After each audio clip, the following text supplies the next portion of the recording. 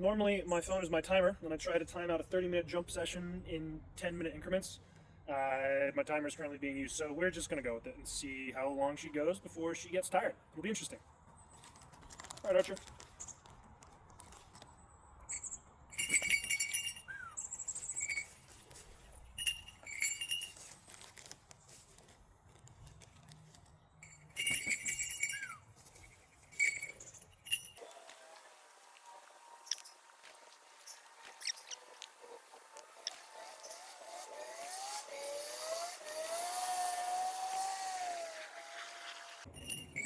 One of the things I'm noticing with these new Jesses, Archer, I intentionally made them longer. These are the longest Jesses she's had. The shortest ones were the nylon ones, and they kept getting tangled around the creons. The little swivel at the end of the Jess extender would jump up and get looped, and we'd have to stop fairly often between training sessions to actually get her untangled, and that could be a couple minutes. One time it took me 30 minutes. And I'm actually loving the new length of Jess because they're not getting tangled. It's great. More for me to hold on to when I'm out in the field, and less likelihood of equipment failing during training. So, very glad I made the switch. You were so fast. I wasn't prepped. That's okay. The reason I'm doing these vertical jumps as opposed to flying across the yard is because it works her flight muscles in a way that she just doesn't normally get. I'm basically training her to be a little feathered athlete by having her jump up and down over and over again. That's actually one of the hardest things that birds can do. Frankly, it's one of the hardest aspects of flight generally. The hardest part of any flight, the part where most energy is expended, is during takeoff, because you are having to, spend that extra energy to get airborne. And once you're airborne, well, it's easier for you to stay in the air. So by doing this over and over and over again, in 30-minute training sessions, the goal is to get to 150 jumps. I don't know that we're going to get there this time. She's not quite as dialed in now as she has been in some times past. That being said, I can see that she's getting into it. So, yeah. There you go. Starting to vocalize there a little bit.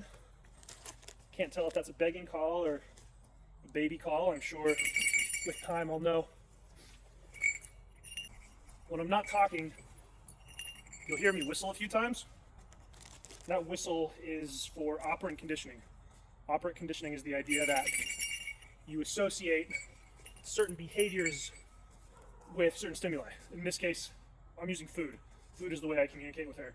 That is the primary reinforcer. She does something I want her to do, she gets a tidbit of quail meat.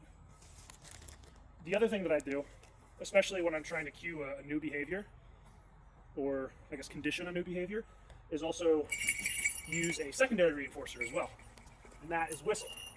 So here, I'll do that this time. So that whistle right there, I'm not sure if you heard it. I have a weird whistle I've noticed. That serves as a secondary reinforcer. And that's part of why I've been doing that when I'm not talking during the training session. It's actually come in really handy. If I don't have a tidbit in my hand and it takes me a few seconds to get it, I can sound the secondary reinforcer and let her know that the primary reinforcer is coming. In other aspects of her training, even just today, trying to get those Jesses on her, I just wanted her to stay still and not, here you go, and not jump away from my fist. And so I just sounded the secondary reinforcer to say, hey, if you stay here, that's what I want you to stay. So I sounded that, and then she knew that food was coming. And so she would stay and wait a little bit, and then I'd reach in and get some food. She's extremely food motivated. One of the things that I do that I haven't figured out quite how to break is every time she jumps, I'm giving her a tidbit. One of the things that my sponsor and a local falconer have suggested I do is actually switch out and randomize when I give her food and when I don't.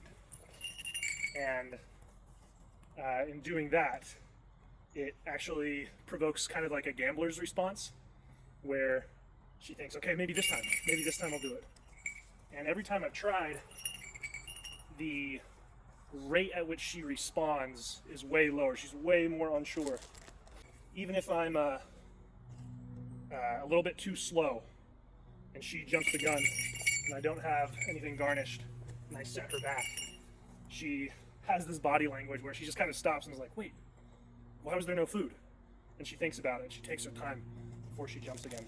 So something to potentially work on, something to not necessarily ignore, but maybe take with a grain of salt. Not quite sure yet.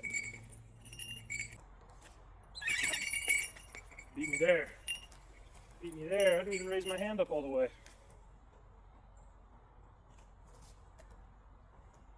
Archer.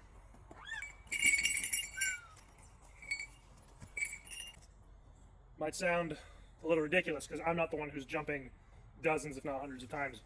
But it is a little bit of a workout for me too.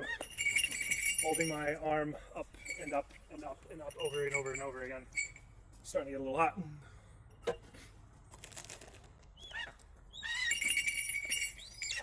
You did not wait for me.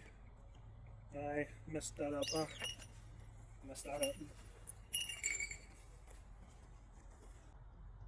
Archer.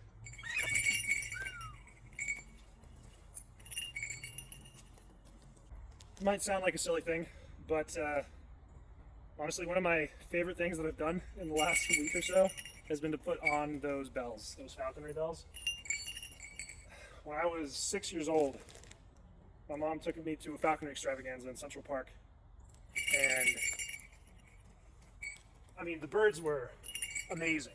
They were incredible. But one of the things, like the sensory memories that sticks with me from that day. Oh, no. There we go. There's your feed. A little territorial there, aren't we? Might have to get her to stop calling like that on the glove. But the sensory memory that sticks with me from that day are the bells. Seeing the falcons fly off, circle overhead and stoop down, and just hearing their bells jingle like that. Part Christmas bell, but like a jingle bell, but also a little bit more dissonant than that. And so the sound, I don't know, it just like sticks out for me a little bit more.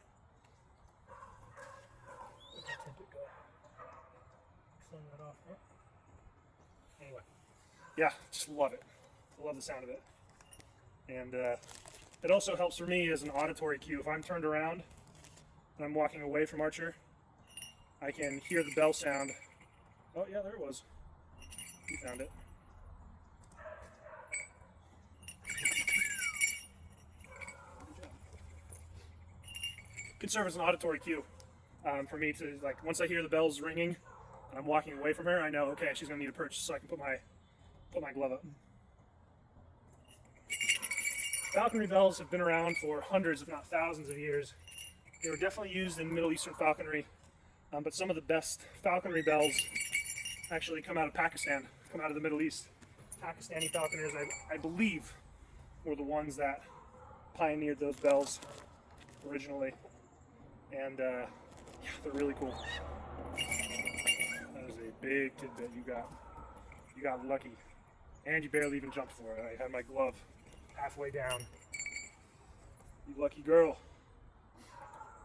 When I announced that I was going to be starting falconry at the beginning of the year, I mentioned that I was going to be trapping a red-tailed hawk, and I'm sure I've brought that up several times since having trapped Archer. But you'll probably be wondering, why is she called a red-tailed hawk? There's nothing red about her. Her tail is very clearly brown. And that is because Archer is a first-year bird. A passage bird is what it's called in falconry. They're literally passing through on their first year to migrate, and yeah, those are the only legal birds that you can trap in the United States because they are not yet part of the breeding population.